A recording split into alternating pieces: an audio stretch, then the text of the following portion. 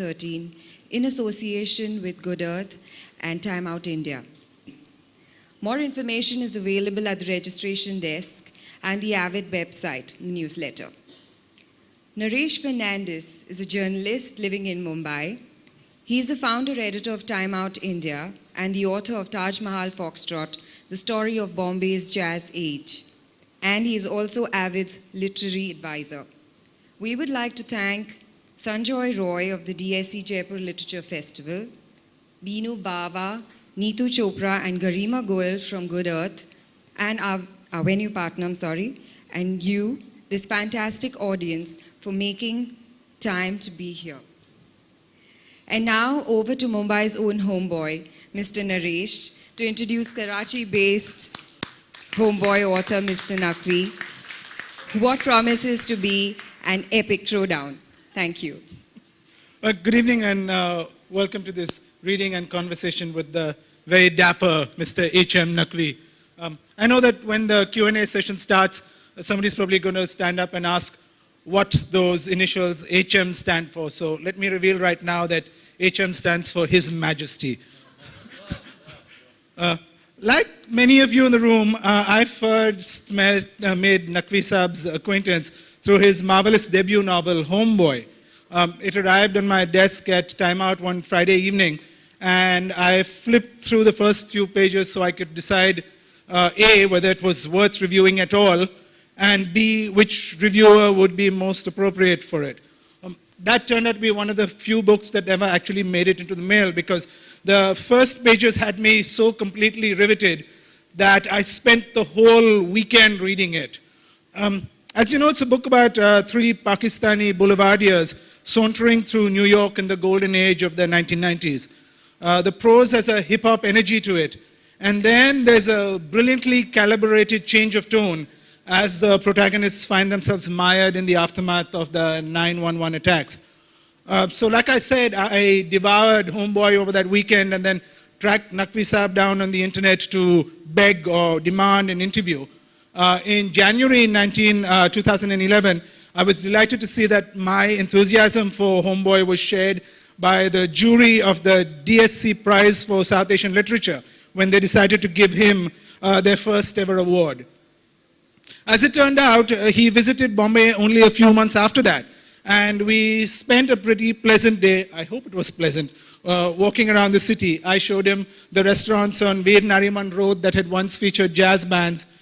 We barged into a couple of decrepit Goan dormitories in Dobitalau, and we walked around Bendi Bazaar. Since he was as stylishly dressed then as he is now, he was as much the source of curiosity for the residents of Dongri as they were for him. But last November, I had the opportunity to visit Karachi, and Naqvi Saab was kind enough to show me mirror images of Bombay in his city by the sea across the border. We walked around the Karachi Parsi colony, which is architecturally very similar to Five Gardens in Bombay, except that every house had a chowkidar with an automatic rifle outside. We attended the annual general meeting of the Karachi Goan Association in their ornate stone headquarters. And we visited the Urs of Abdullah Shah Ghazi, the Sufi saint who is to Karachi what Siddhi Vinayak is to Bombay. In our conversations walking through these two cities, we also discovered that we shared a passion for New York, where both of us had misspent a few years of our youth. Among the things in New York we both cared about deeply were the cheap lunches at Pakistan Tea House, a small restaurant which stood in the shadows of the World Trade Centers and which in the summer that they crumbled would sell you a box of pulao, chicken curry and 2 veg for $5. Naqvi Saab was supposed to visit India last year for the Karachi book fair and didn't get a visa, but he'd asked me to buy him a current affairs magazine at that time because it featured an article about a prominent Pakistani. And so, sir, it is a tradition in India to give our guests a token of appreciation. So I brought it for you. It features one of his compatriots, Veena Malik, and she has a tattoo saying ISI. So, sir, welcome to Bombay. Adab, adab. All yours. Ladies and gentlemen, friends, denizens of Bombay, I am excited to be here. I'd like to thank Avid. I'd like to thank Avid for organizing this occasion. I'd like to thank DSC and the Good Earth for their hospitality. Most of all, I want to thank my friend Naresh Fernandes for getting this started. I wrote Homeboy. I began writing Homeboy in a bar in downtown Manhattan in 2003, a bar by the name of CBGB's. I scrawled the first few sentences of Homeboy 4 drinks into the evening, and when I retrieved this cocktail napkin a few weeks later, I felt that it required some more work, and that doggerel grew into Homeboy. The US was unsettled at that time, and the way I contend with my anxieties is to write, and so Homeboy grew out of this particular period in Manhattan. I had to think how to come at the city, not being a New Yorker. I hail from Karachi, and New York has figured in poetry, in prose, in film for close to a century. And so I had to think about reconstructing the city and attempting to do something new, and it was difficult. A lot of research went into reifying New York City. My second novel, which I hope to complete this year, deals with dramatically different territory. It deals with Karachi. Although dramatically different, it is in many ways similar, a similar project, in that Karachi is also a megalopolis, and again, I've had to conduct a lot of research to reify this city. I was struck by how similar Karachi and Bombay are in many ways, and when I got to Bombay, I think last year, year before, from sort of the topography to the flora and fauna to the disparities between communities and overlaps, there are times, as Naresh says, when driving through Bombay or driving through Karachi, you feel as if you might be in the other city. This is not the same case with Lahore. Lahore was founded, it is said Lahore was founded by Lord Ram's son. And so Lahore has a history that extends into antiquity. Karachi, in some ways like Bombay, doesn't have this mythological past. In fact, it has this peculiar, mysterious past. There was nothing to Karachi 300 years ago. So, one of the largest cities in the world, and by official counts, it's 18 million. By unofficial, I would speculate it's in the ballpark of 20.5. This city has just emerged, and it as a storyteller, it fascinates me. We do know that, again, Lord Ram is said to have stayed in Karachi for a night or two in antiquity. And we know that certain saints sort of settled in Karachi a millennia ago. So somewhat like Bombay, where you've got Haji Ali and you've got a temple that is a millennia old. The city is kind of is arranged around a Sufi shrine and a Hindu mandir, Hindu traditions.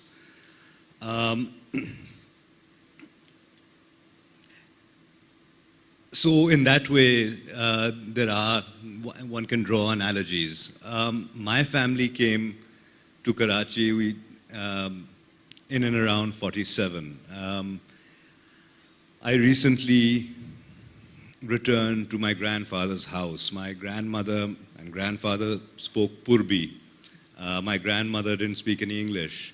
And the house where my father grew up is sort of it's in the solid middle class environs of Karachi. And my story begins very recently, so it doesn't extend in Karachi past 47. And so in many ways, like Bombay, Karachi is fundamentally a city of immigrants. And each set of immigrants displace the last. After the publication of Homeboy, I was asked to write on Pakistan. The Washington Post asked me to write. The Hindustan Times might have asked me. Dawn, Tribune, Pakistan. And Pakistan, being the sixth largest country in the world, I'm not an expert on Pakistan, and I'm not an expert on Karachi. I think it'll take a lifetime to sort of just discover Karachi. But during that time, I would go out and work like a journalist. So I came across, for instance, a Waziri family. Waziristan is the scrim of Pakistan that borders Afghanistan. The scrim of Pakistan that has been unsettled since 9/11. And in this very conservative neighborhood, where women aren't seen on the streets, on the far periphery of the city, I found similarities in our experience. We came from a sort of solid middle class background. The neighborhood was sort of, there wasn't any fancy architecture. There was sort of concrete houses. And so, like us, the Waziris have arrived in Karachi recently. And in Waziristan, I cannot enter somebody else's house. It's not done. Here, however, I entered a home school where there were 70, 80 children. Two women greeted me. There were the teachers, there were sisters. Their mother sat on a charpai in the back. And this young man who had a sort of long beard and wore his pajamas up to his ankles was the brother. And he patronized a very conservative mosque around the corner. And I wondered, how this can take place, how I can meet his sisters, how he has allowed a home school to take root in his house. And I learned that his father passed away, and he was responsible for 3 women, and he made a financial decision, not a religious one. And so the dynamic of these cities is such that it changes tradition, it changes behavior. And I found, in our background is very different, but we are both immigrants, and the city has shaped us. The other little anecdote that I'll relate before I'll read something that is inspired from Karachi that may or may not figure in my next novel. You may or may not be getting a preview of my next novel. Some things stay the same. My father went to Karachi University and would hang out in cafes where all the lefties and surkhas, the communists, would hang out in Sadr. And he would frequent this bookstore called Thomas and Thomas, which was run by, at the time, an Anglo, which was started by an Anglo family in Karachi. So my father would, this was now going back about 50 years, half a century, and my father had not been back. So last time he was in the city, he lives in Islamabad, I said, Baba, you know, would you care to walk down memory lane? I'm sure you've never been to Thomas and Thomas. So we sort of sauntered through Old Sadr, which is, you know, like Fort here. So Fort neighborhood here. And we came to this, you know, bookshop that is now nestled between electronic shops. The cafes have vanished or they have immigrated to other parts of the city. And my father walks in after half a century. And the man behind the counter says, Naqvi Saab, aap? And Naqvi Saab says, Yunus Saab, aap? And so, you know, after half a century, both these men recognize each other. So, you know, the dynamic of the city, there are these profound exogenous and exogenous changes, endogenous changes, but there are things that have also remained the same. It's a long-winded way of saying that. So this sort of, the way I work, I need a city around me. I need a city to stir me, to sustain me. And these sort of encounters, these sort of, in a way, a mundane encounter stirred a story, which I will read for you right now.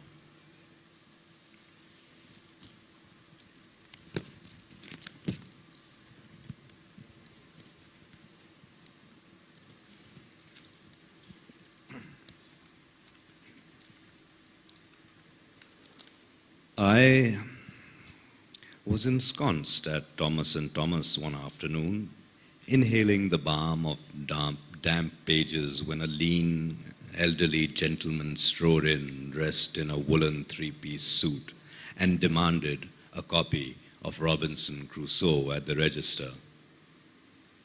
Although he wore a knit skullcap, his wan complexion like the delicate flesh of our Bekti, and orotund pronunciation suggested he was an Englishman, which was curious because Englishmen had become a dwindling species since the Raj. When he persisted in learned, labored Urdu, "Tum samajhta hai?" the boy behind the register shook his head like Man Friday. Surveying the shelves with one eye open, the gentleman grimaced and produced a kerchief to pat his creased forehead. "Sala," he muttered under his beaked nose, and "Jahil," he added before turning to walk out. Before he could leave, however, I called out, "This way, sir." I could have located any volume in the store. It wasn't because I had formally studied history or philosophy or literature. I hadn't. I had studied communication, a discipline so new, so nebulous that neither instructor nor student could articulate a cogent thought about it. In other times, I might have joined the restive, unemployed or marginally employed youth of Karachi, known to move in packs on motorcycles with detached silencers. But since the coup, there had been a renaissance in the media industry, an irony never quite reconciled by discourse. In time, MTV set up shop, a cross-dresser hosted a talk show, and politicians were held accountable on prime time. And in due course, I was snapped up by a startup channel and put to work, procuring images, mostly from the internet, that correspond to international news. Once in a while, during a strike or the monsoon, I was called upon to write a bulletin. Later, I would become a television personality in my own right, but at the time, a year and a half into my career, I was frustrated by the long hours and general lack of stimulation. Whenever I had a free afternoon, I would return to my childhood haunt and ways. I had practically grown up at Thomas & Thomas, you see. I lived upstairs. As I guided the gentleman to Robinson Crusoe, negotiating shelves spaced too closely together, he asked whether I had read the thing. I nodded.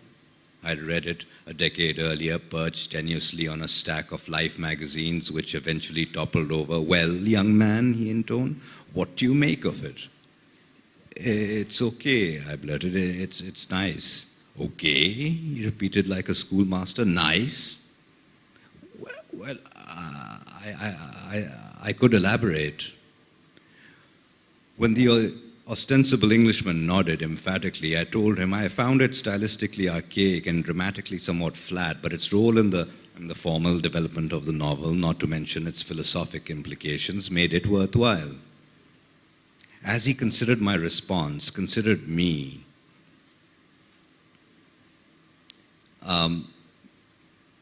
I avoided his steel-eyed gaze by scrutinizing my feet. Finally, he pronounced, "We should discuss this matter over a cup of tea." Grabbing me by the elbow, he tugged me into the weak sunshine and hailed a passing rickshaw. "I live around the corner," he mentioned as we negotiated rush hour traffic. But he didn't live around the corner. The rickshaw deposited us curbside off Bandar Road, across the street from the fancifully named Abraham Lincoln Ayurvedic Clinic and adjacent to Capri Cinema. It was the outer periphery of Old Parsi Colony. "We're here," my host announced with a wave.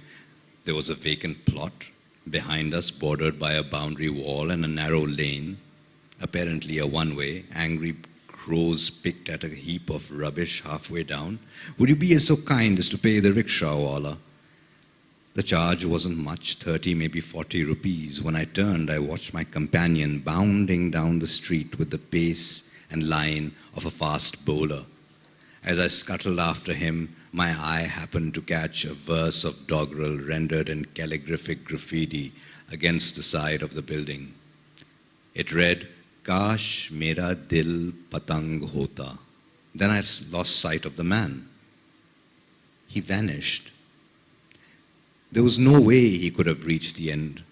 The road stretched for a good furlong, even at his impressive stride.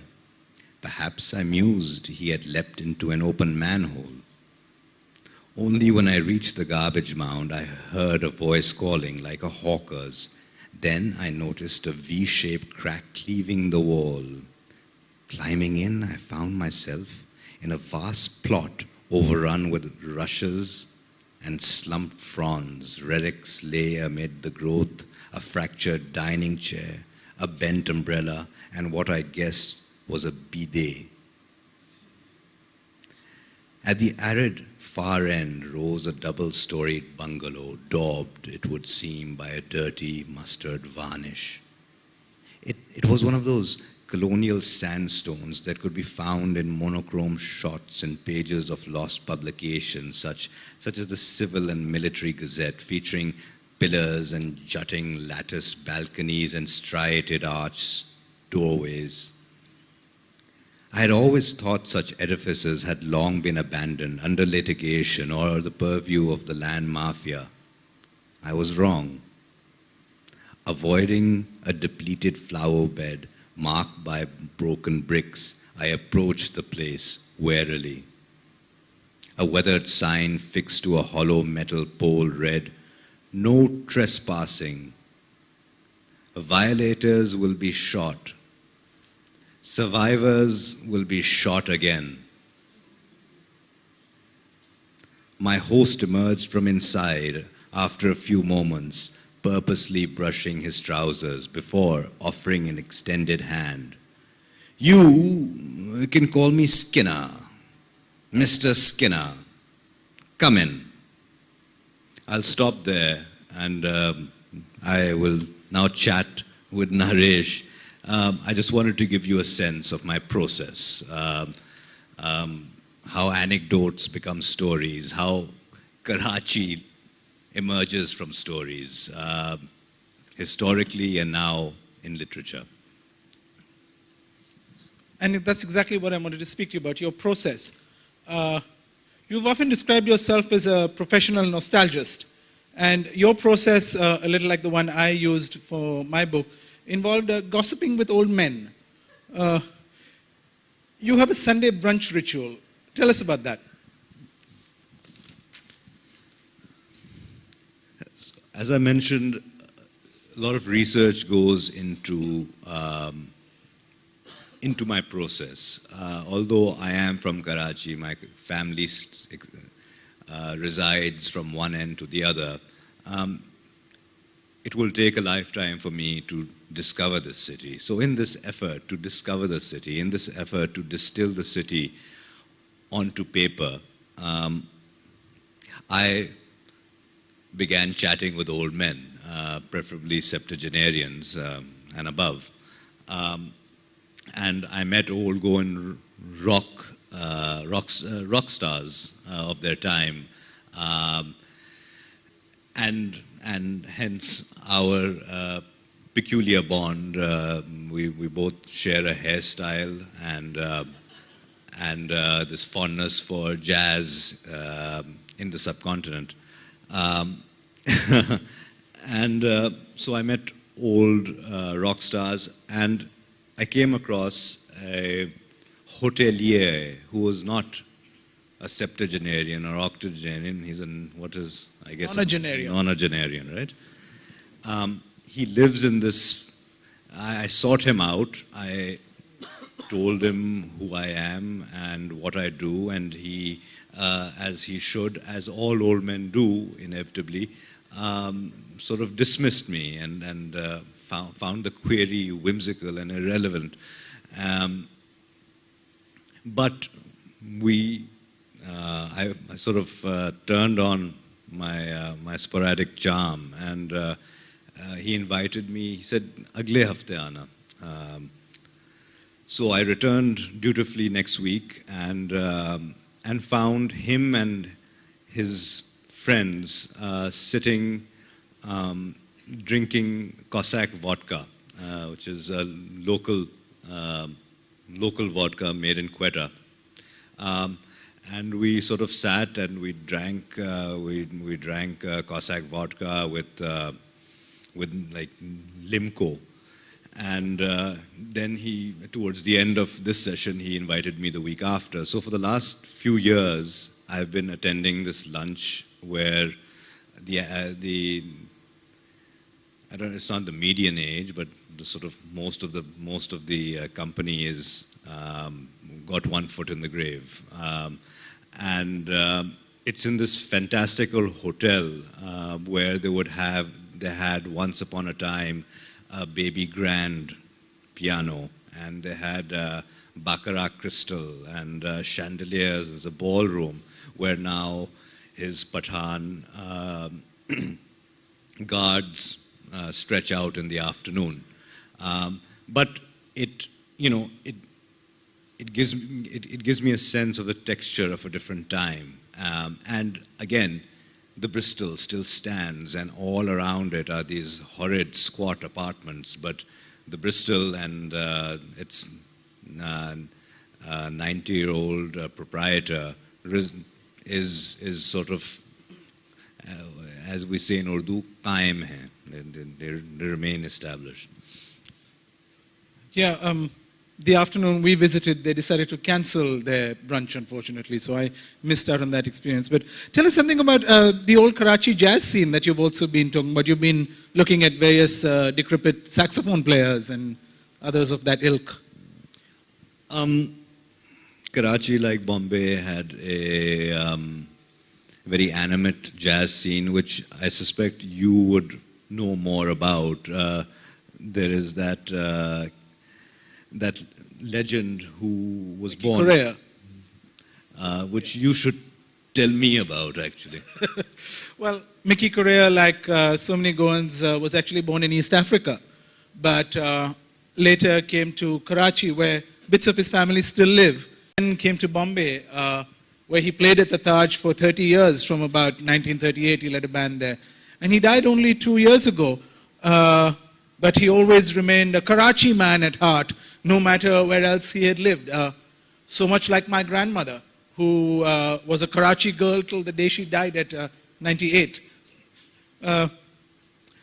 It was really interesting to sort of walk around Karachi with you and try to dig out some of my last cousins.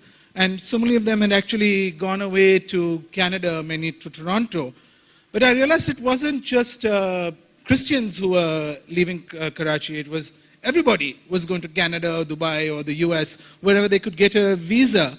How has this migration, or what effect has it had on this spirit of Karachi cosmopolitanism that you so cherish and you are a part of?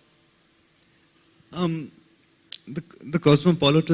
cosmopolitanism that defined Bombay when you write about it, and the cosmopolitanism that defined Karachi during the Raj and during the Bombay presidency. Karachi shared the same bureaucratic infrastructure as Bombay.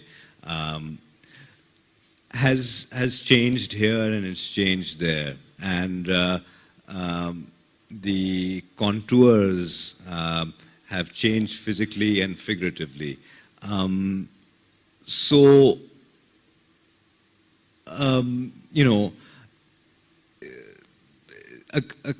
A sort of a compare and contrast with that time is not, it's sort of comparing apples and oranges. There's a different sort of cosmopolitanism now. For instance, sort of All Souls Night is celebrated with great fanfare amongst the Catholics of Karachi, and there's a sizable Catholic community in Karachi. And so I had taken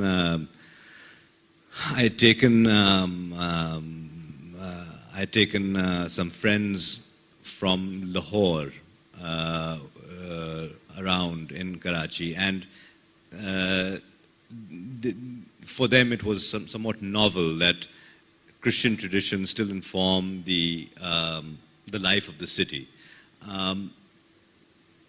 You don't get that much the further you get inland. And I was last week, 10 days ago, I was traveling outside of Karachi, and I went to many mandirs in Sindh. So Hindu traditions still inform Sindh, and arguably they're sort of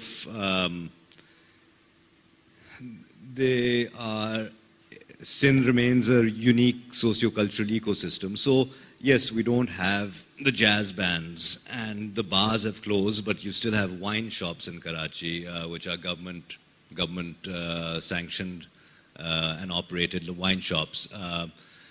So if you want to drink, you sit curbside and drink Murray beer. So it's in comparison to Lahore, it's very different. In comparison to the time you and I are interested in as nostalgists, it's very different. The screen over there is showing sort of images of Karachi, New York, and Bombay. But I'm always struck by how similar the buildings in Karachi and Bombay are. I mean, your Empress Market looks exactly like our Crawford Market, and your Frere Hall looks exactly like our University Convocation Hall.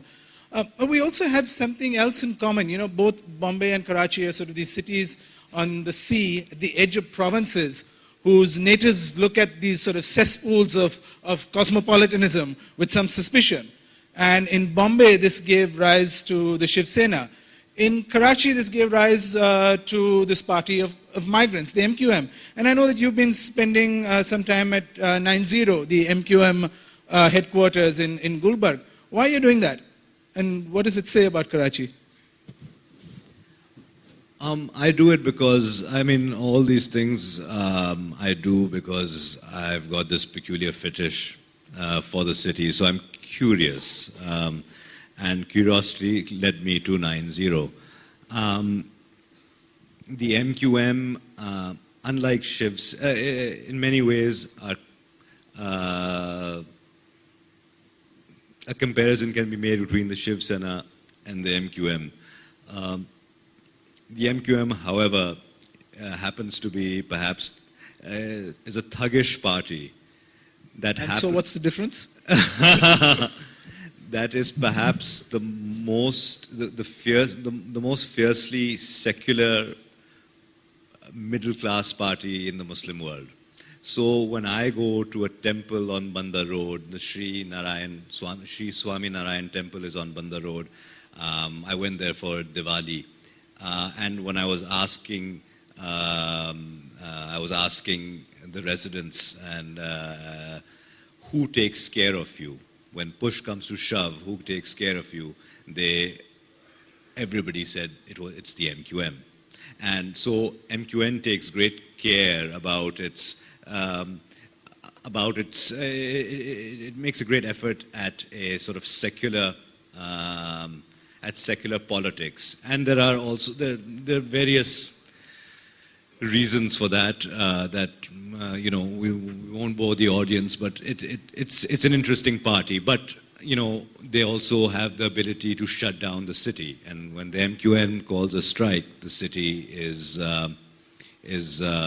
completely shut. So there have been days when you take it easy at home because going out can be fraught.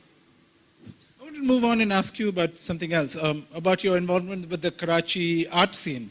I know that sort of and last year you took me to see that excellent exhibition at Art Chowk, and I was really struck by the energy of the work. You sort of entered the Karachi art scene by giving people your book to read. What characterizes the Karachi art scene now?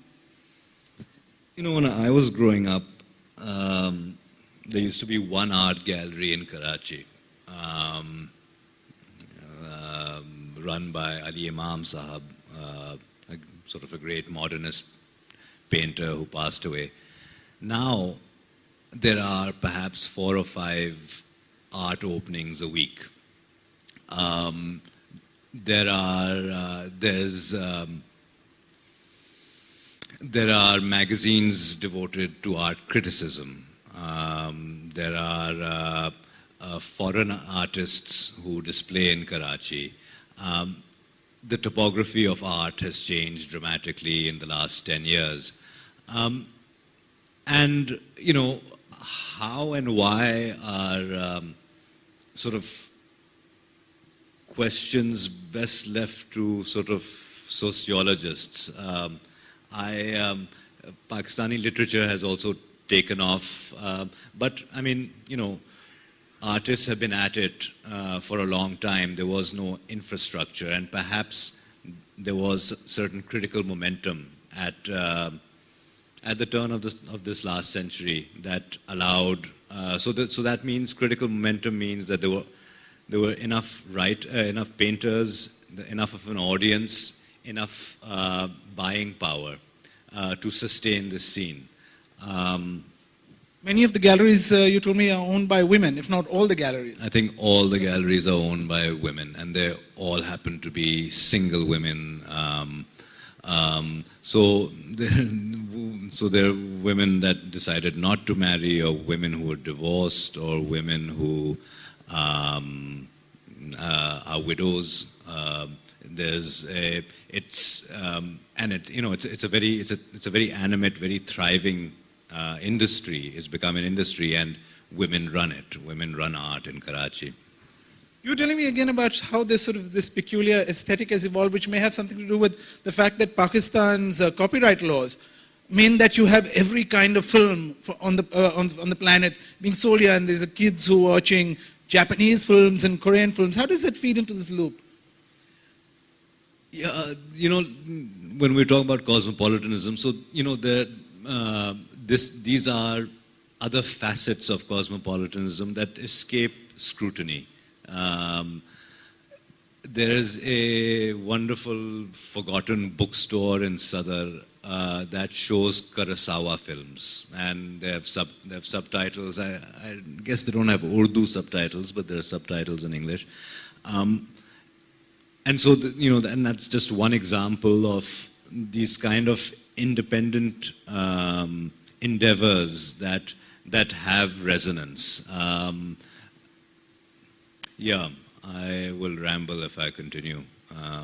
Should we open it up to... I had one last question about your writing schedule. You famously are Batman. You sleep through the day and then emerge in the afternoon.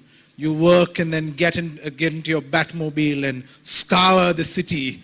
What does Karachi look like in the night? How does this give you a different view of the city in which you live? I used to be normal once. I used to be a civilian. It's very difficult to believe. I used to have a day job. I used to have hair. And I gave that up for this, for something that I'd wanted to do since I was a child, which is write. I find I'm somewhat anxious during the day. I can't get I can't manage to get peace of mind during the day, so I began the day began bleeding into the night, and I had nothing. I've been basically unemployed now for 8-9 years, so I could manage it. I was also destitute during this time, so it didn't really matter if I was up or asleep during the day. And so, I'm up for the last 9 years, basically. I write till about 6, I wake around 2, I have breakfast around 3:30, I work from 4 to 6, then I usually used to nap from 7 to 8:30. I'd have my second session from 9 to 11, I would have lunch about midnight, and work through the evening, and that's how I do it in Karachi. In Karachi, at night remains animate, so you can get food at 3 in the morning. Used to be able to get beer till about 2 in the morning. Now it's, I think they shut it at 11.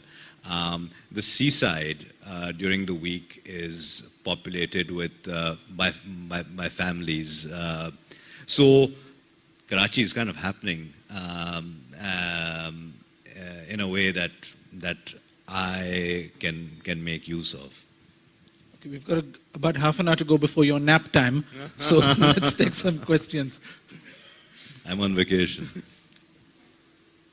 Put up your hand and wave furiously. Put up your hand and wave furiously. Somebody must have one question. There is one question. There.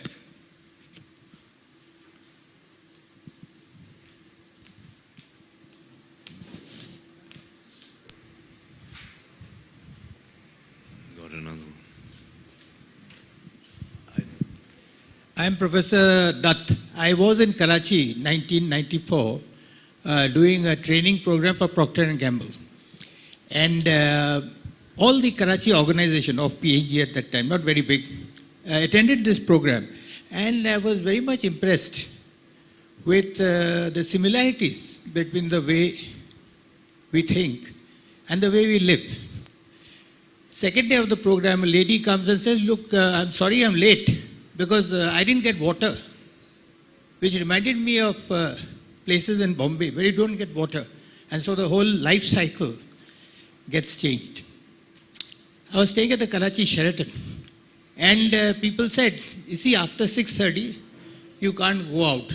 So I'm wondering how you managed to do your night touring, and whether you had some interesting skirmishes with the underworld, because I find the underworld is a very fascinating world and tells you a lot about cities, whether Bombay, Karachi, or New York. So can you share some of your experiences? Thank you. The early 90s were a particularly fraught period in recent Karachi history. I remember when we would attend weddings, my mother would slip her earrings off until she had arrived and swathe herself in a shawl so that the gota on her wedding clothes would not be seen. When I moved to Karachi as an adult, which was 2000, Karachi's per capita homicide ratio was lower than Seattle and Boston. Since then, the city has again become unsettled. The last couple of years have been difficult. So Karachi is thought of as in a static way, but you have to realize that Karachi it keeps changing. And in '94, one would have never imagined that you would get to a time when Karachi would host a literary festival, or that there would be 6 art openings a week, whatever it is, 5 or 6 art openings a week. And so I'm not in the business of prophecy, so I can't tell you how it will evolve subsequently. But that is, that's what I would. I go out when I need nehari. I eat nehari, which is this sort of heavy, soupy dish, and they're open till 3 in the morning. I go around, I drive over and get my nehari and come back, and after good days of work, it sates the soul, and it doesn't really matter if the city is unsettled or not. Secondly, you'd asked you made an interesting point about, you'd asked me about the underworld. So, during the time I visited the Waziri neighborhood in Karachi, it's a place called Razakabad. I had been trying to get into the Dongri of Karachi, which is Liari. And every time I would try to make a foray, my man on the ground would say, Naqvi Saab, agle hafte aayega. And in this way, 6 months, 8 months elapsed. So whenever I'd call my man in Liari, he'd say, agle hafte aayega, come next week. But during the Soccer World Cup, the FIFA World Cup, this Pax Liariana was declared. And so I managed to get to Liari for the first time, the heart of Liari. One knows the peripheries of Liari, the heart of Liari. And there on the street, there were 1,500, 2,000 people sitting on plastic chairs on one road, and 1,500, 2,000 people sitting on the others. And the local Dawn had set up these television screens, these massive screens, probably taller than the ceiling here. And everybody was watching Spain play the Netherlands. Spain play Netherlands. And the local Dawn heard that there were some people from outside visiting. So he called us over. And I was expecting a large, ugly man who had a deep voice, and there stood before me this handsome young man, about perhaps even younger than me, wearing a Brazil jersey. And he said, Naqvi Saab, आप हमारे football stadiums के लिए चंदा भेजिए.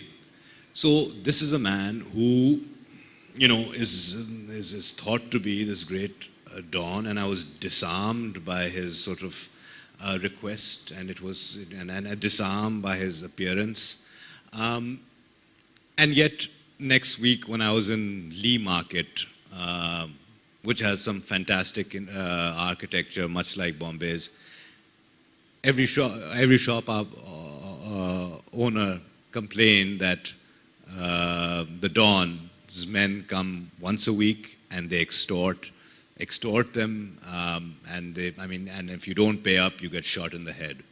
So, you know, I met this man who seemed different, but I mean, you investigate, and you're right. These neighborhoods tell something about the life of a city. Finally, to go back to FIFA, I was leaving and I found that everybody was cheering for Spain. And I said, I stopped a young man and sort of a young boy, and I said, why Spain? Why not Netherlands? Spain, there was the Inquisition, and they killed and slaughtered your Muslim brothers and this and that. And he looked at me and he had this, knowing grin, like, what kind of a silly question have you just asked? He said, they might have killed us, but unme abhi tak thoda Musalman khoon hai. They still have some Muslim blood in them, so we'll cheer for them. They usually cheer for Brazil, but this time around they were cheering for Spain. Manju, you had a question. We'll get the mic to you. Thank you. You said that Karachi could be the sister city for Bombay. Would you have a parallel for, say, Delhi? We have stereotypes. All in our minds, we have stereotyped what Delhi is like, what Calcutta is like. Do you have sister cities for Delhi, Calcutta, and Chennai in Pakistan? Well, not on the same lines, but similar. I have not made the claim, and this is, that Karachi and Bombay are sister cities. I do agree with Naresh that one can make a very cogent case, and we share a history, we share a bureaucratic machinery, and so on. And Dongri can be compared to Liari. And so one can make cases. When I first flew into Delhi, which was perhaps 2003 or 2004, I was struck how similar it was to Lahore. It didn't seem foreign. It seemed apna hai. The architecture, again, the flora, fauna, the force of water in the taps, the disparities between rich and poor. It was uncanny. And yes, we have these, we are separated by borders and by myths and by history, but we don't realize that we share a common imagination and a common history and a socio-cultural ecosystem. And Lahore and Delhi are ostensibly they look very similar, more similar than Bombay and Karachi. I find Calcutta, I found myself at home in Calcutta. It also shares this kind of the character of Karachi in many ways. Chennai did not. I've been to Chennai for about 24 hours. That looked different. Bangalore looked different. But as far as northern India goes, there are these striking similarities that historians or discourse or pundits, political scientists, don't really figure into their analyses. Shiti, you had a question, right? Can you move the mic there?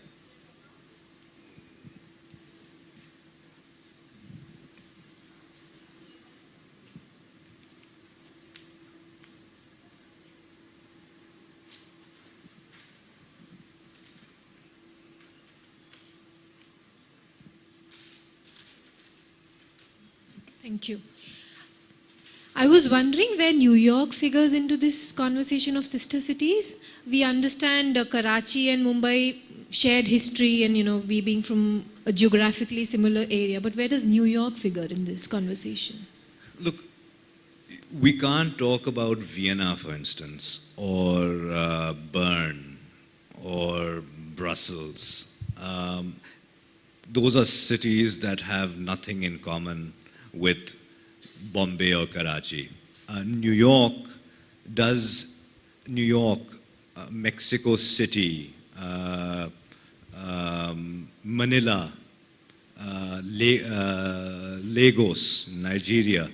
These are massive cities that share characteristics. And so New York figures in that way, in that it is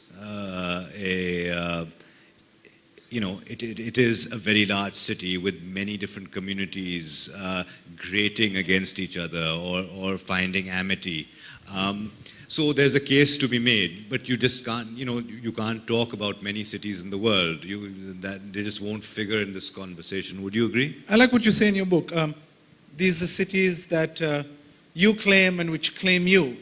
And there are very few cities in the world that allow you to do that.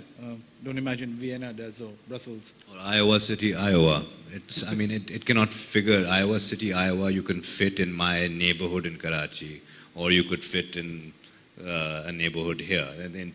And you can fit several countries into Karachi or Bombay. You can't fit countries into Vienna, Austria. Also, as a storyteller, I find these sort of cities much more interesting in comparison to cities like Vienna. Vienna was at one juncture of history the Mecca of Western civilization. So Freud, Wittgenstein, Klimt, everybody was out of Vienna. Now Vienna doesn't offer anything. It relies on its past. So I have happened to have the misfortune of spending some time there, a month or two here and there. And they have Mozart concerts, but there's no new music, or there's no new art, there's no new literature that is really coming out of Vienna now. And you can go back to Vienna 20, 30, 40, 50 years later, it will remain the same. You know that if Bombay in 20, 30, 40, 50 years will be different. It will keep changing. Karachi will certainly keep changing. And as a storyteller, I find that characteristic of this phenomenon, these megalopolises, very interesting, very fascinating. So, London would be a sister city too in that sense, maybe, you think? Actually, London is supposed to be just as diverse as New York. And yet, I find London is a British city in the way that New York is not an American city, or in that way that Bombay or Karachi are not part of the hinterlands in which they are embedded. And I think that's the main difference.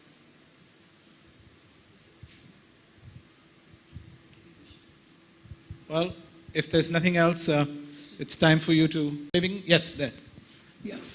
Hello, it was really nice listening to the conversation. I felt drawn to this book reading because I happened to visit Lahore last year. Along with, I teach in a school, so I went there with some of my students and fellow teachers as part of an exchange program. We happened to hear about Karachi, but we didn't really get to go because of the visa issues involved. Ever since I came back from there, I've been following newspapers there pretty regularly. And I find that there are, there's a very vibrant culture of writing, art, filmmaking in Karachi, especially after Sharmeen Obaid won the Oscar. There is just so much being written about Karachi all over. So, in your mind, in what way do you think writers and filmmakers like yourself, what contribution do you have to make in terms of how the world views Karachi? Do you think you're making any contribution of that sort? I mean, I'd like you to refer to the work of other writers in Karachi as well. Right. The other writer that I'm friends with in Karachi is Muhammad Hanif, and we don't talk, we play ping pong.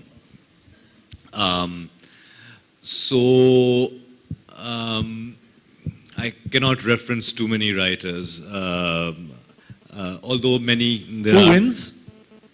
Who's better? I kick his ass. I'm very glad.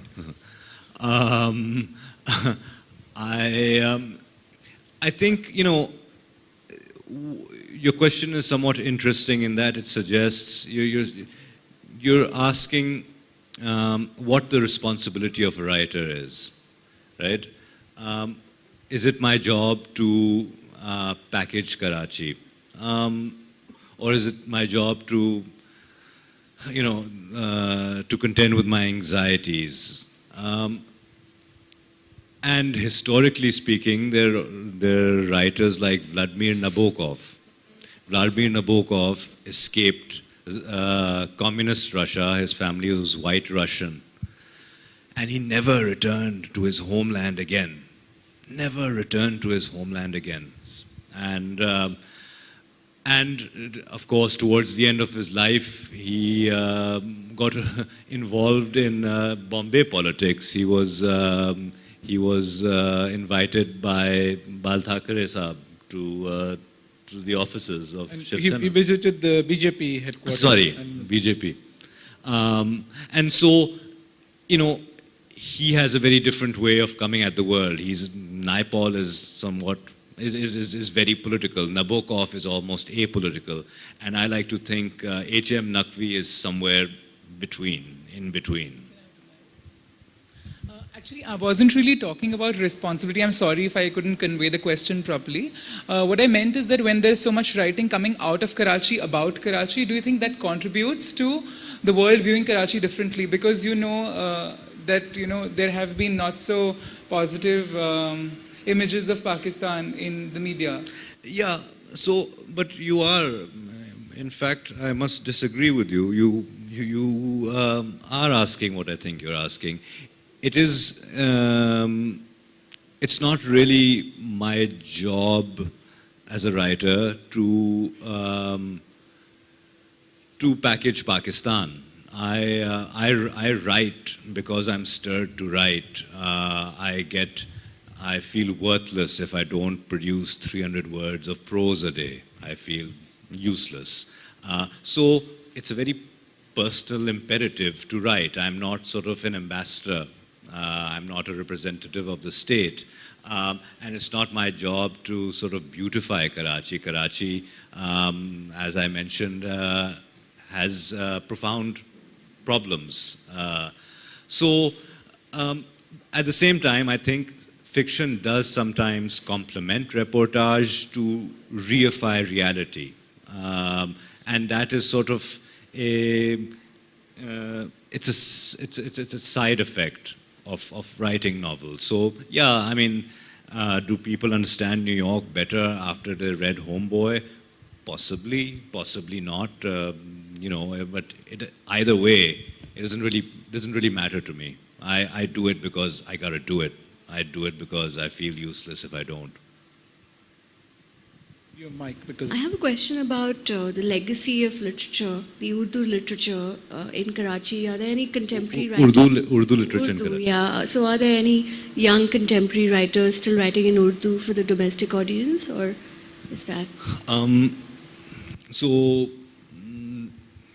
In the last few years, the Karachi Literary Festival has taken off, and it's a wonderful festival that I urge you all to attend. If not this year, next year. It's in a month's time. It's a lot. I've been to a number of festivals, and it's just great because, for many reasons, but one of them is that there's half of the festival is devoted exclusively to Urdu writing. So you've got this peculiar mix, demographic mix, Urdudans and English speakers who are compelled by this festival to interact with each other and attend different sessions. And there's this cross-pollination going on. I remember one of the greatest contemporary Urdu writers is somebody called Shamsur Rahman Farooqi, who's based in India, I believe. And after I had published Homeboy, I remember I had spoken about his novel because in interviews, and at the Karachi Literary Festival, I heard people would say that Farooqi Saab is looking for you. And so I said, maybe he wants to yell at me. I don't know, maybe I said something wrong. And Farooqi Saab came up to me, and I was sort of trying to avoid Farooqi Saab because I thought that he'd yell at me. And he said, I read Homeboy, bahut pasand aayi, and that would not have happened anywhere else, that sort of interaction. And then I asked him why the hell did he like Homeboy when it draws on the canon of hip-hop and he writes novels, historical novels, and so on. A conversation developed. So the Karachi Literary Festival, this takes place, and there are many young writers. Last month I attended the Urdu conference, which was packed. And it was just it was a 3-day session. People from India, from Turkey, the States, Canada, from the diaspora had collected to kind of celebrate and bemoan also the future of Urdu, which I think it's silly. It's a silly anxiety because it is, whether we like it or not, in some way, form or the other, a sort of lingua franca for a swath of South Asia. You can call it Hindustani or Urdu or Hindi, but it's fundamentally again very similar. So I would claim, and again I'm not a sociologist or an anthropologist, but I would claim that Urdu is alive and kicking, and I personally have friends who write in Urdu. I don't know if they sell as much. I don't think if they command great advances. They do it, again, because they have to do it. They feel worthless, I think. Based on your previous visits here to Bombay and when you go back to Karachi, I was wondering, how does that influence or impact or change the way you look at Karachi as a city? And second question, if anyone has thought of buying your book to make into a film, Homeboy, because it seemed really visual to me when I read it. As far as your first question goes, I am, the uncanny familiarity of Bombay, of Delhi, of places that I've visited on this side of the border, does inform my sensibilities. You realize that, in a very mundane way, the people are the same and they have the same anxieties, the same fears. They want, they want a roof over their head. They want love. They want to be loved, and so on. It's sort of, this very mundane humanism. But that is real. It's tangible, and in many places it doesn't have very deep roots. So yes, of course, it informs my sensibilities. As far as the Homeboy being adapted, if you want to make a bid, we can talk afterwards. There have been several production houses here that have approached me, but I've been somewhat of a lazy bastard about it, so I haven't really pursued it, and in turn have not really been pursued. So if it happens, it happens. It'd be a nice dimension to Homeboy.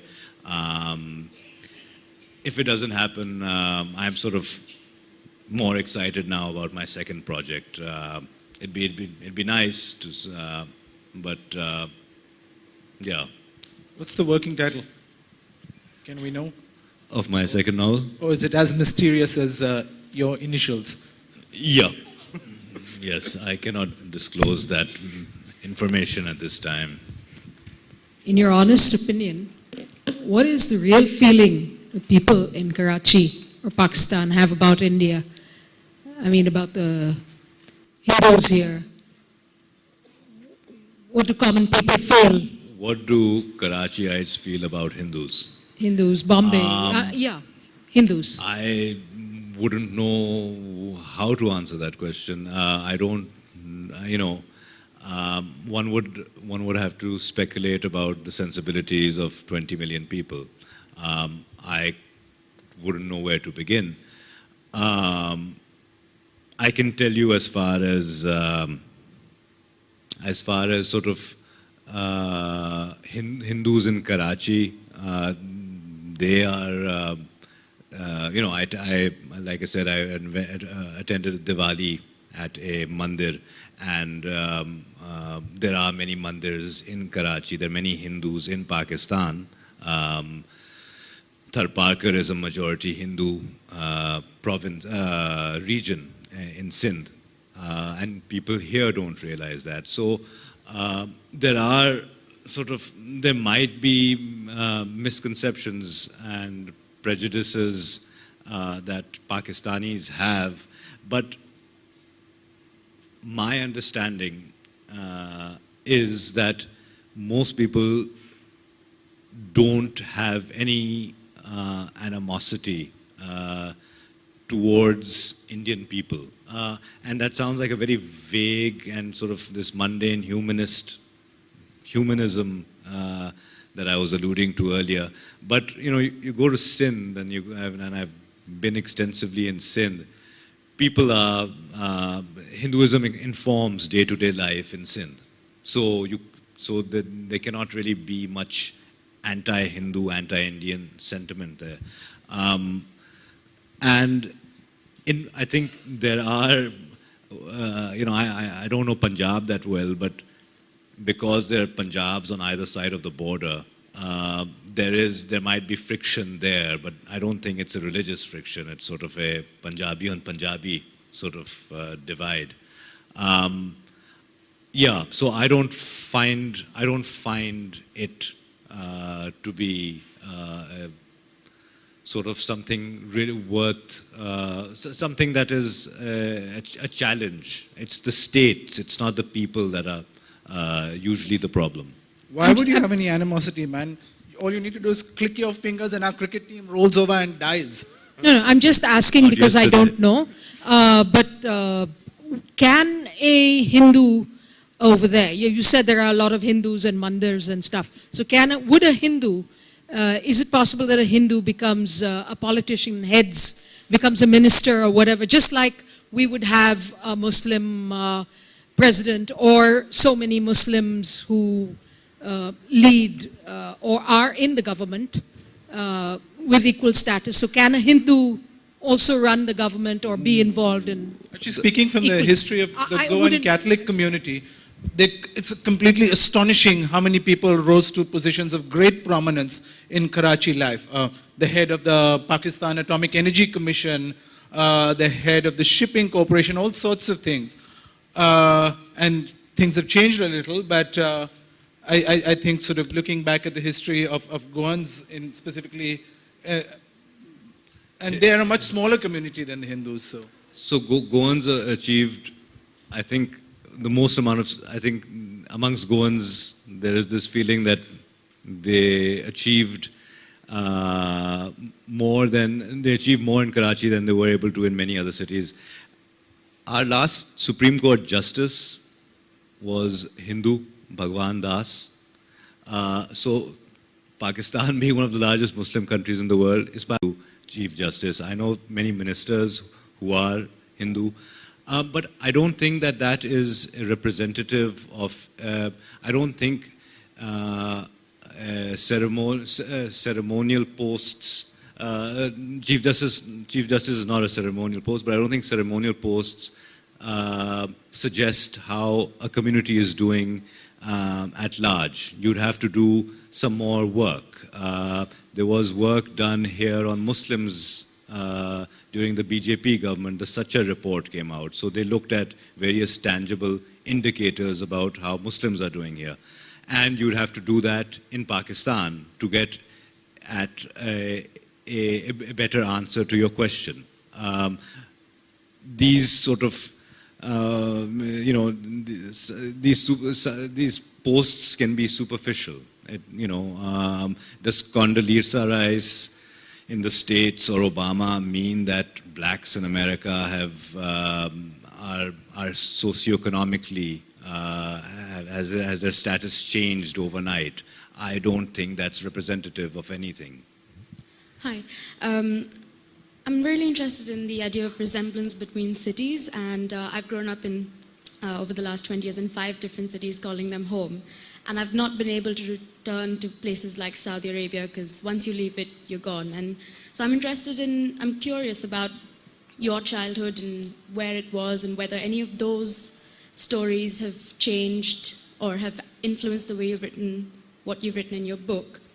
And earlier you did say about how you moved to Karachi as an adult, and whether that formed or added to your sense of belonging as a person, as an individual, to your hometown, and just about that. You know, the places inform the way I look, not only that I look at the world, but what excites me. So fields don't really excite me that much. Nature I can take in small doses, but I need the smell of a city, of a big city, not Vienna. I need dirt in my city.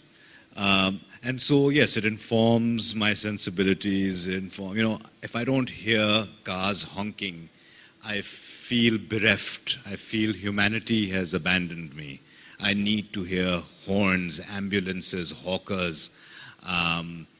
So cities do inform my sensibilities, and they inform. People said, "Why did you write about the States? Your debut novel is set in the States, New York. Why New York?" I just happened to be in New York when I started writing. When I felt I might be able to complete a novel. I've been writing since I was a child. And so I've written stories set in Islamabad, I've written stories that are set in Karachi, I've written stories that are all unpublished. The great unpublished works of H.M. Naqvi are set in many cities. And so I just happened to be in the States. If I was in Papua New Guinea, in Port Moresby, perhaps my debut novel would feature Port Moresby. It's sort of, and I'm in Karachi, and Karachi figures in my next novel. I don't know where I'll be next. I enjoy living in Karachi. I would like to write more novels set in Karachi, but you never know where, writing is my bread and butter, and I don't know where it'll take me. So yeah, I think Federal Bay Area. I was very curious about that. Your writing at night, somehow that fascinates me. And you said your writing is dependent on the city you are in, because you were in New York. Do you think if you wrote by day, it would be different than from your writing at night? That's a very good question. Yeah, someone pointed out that a lot of Homeboy takes place in the evening. And I hadn't thought about the connection before this. This was recently somebody just like you had thought about this. And I haven't thought about it at length, but as far as Homeboy goes, that is the case. So one would have to calculate the percentage of daytime to nighttime in Homeboy to ascertain and how exactly does it affect me. But there is an affinity, this natural proclivity for the narrative to find night in my work, and yeah. And as night approaches. Yeah, I think it's time to send Naqvi Saab home with his magazine to look at Veena Malik's ISI tattoo, purely for sociological reasons, of course. Thank you all for being here. Thank you so much.